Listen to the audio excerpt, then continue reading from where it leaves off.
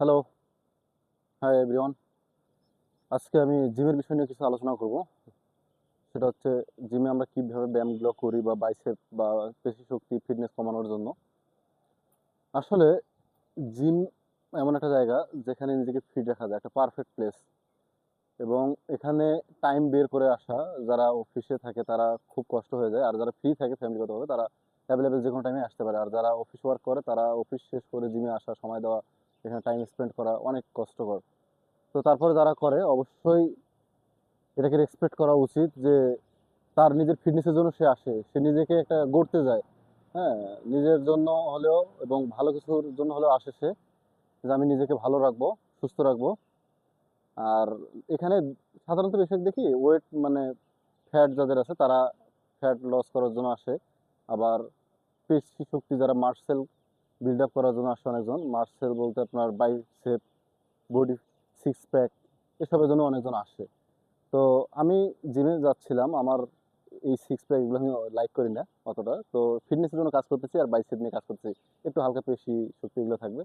তো এগুলোর জন্য যেহেতু জিমে তো এক্সারসাইজ আছে, আমি যদি 2 দিন জিমে না যাই তাহলে তো আমার বাইসেপ আর বাড়বে না বা আমার পেশি শক্তির রান হবে না। তো এই জন্য আমি কি করলাম, আমার এই যে পাওয়ার টেস্টার এগুলো বাসায় লাগে, এক্সট্রা কেনা হয়েছে। তো এটা দিয়ে আমি বাসায় প্র্যাকটিস করি এই যেভাবে। এই ভিডিওটা আমি আপনাদের কয়েকদিন মনে হয় দু একবার দেখা হয়েছে। এটা এভাবে ঠিক অ্যাডজাস্ট করব। আর হাতে তো অবশ্যই বেল্ট থাকবে, এটা তো বলছিলাম সেফটি ফার্স্ট। তো এভাবে এটা আমরা পার ডে 80টা করে দেবো। এভাবে 80টা করে পার ডে দেবেন, আর তাহলে আপনার বাইসেপ অনেকটা বিল্ড আপ করবে। আর এটার সাথে সাথে আরেকটা এক্সারসাইজ আছে, ট্রিমার। তো এটাও আমি দেখাবো। তো ওটা কিভাবে ব্যায়াম করতে হয়। Thank you. এটা হচ্ছে 5 স্প্রিং। তো 5 স্প্রিং করলে নিচ থেকে লোড একটু একটু কষ্টকর হয়ে যায়।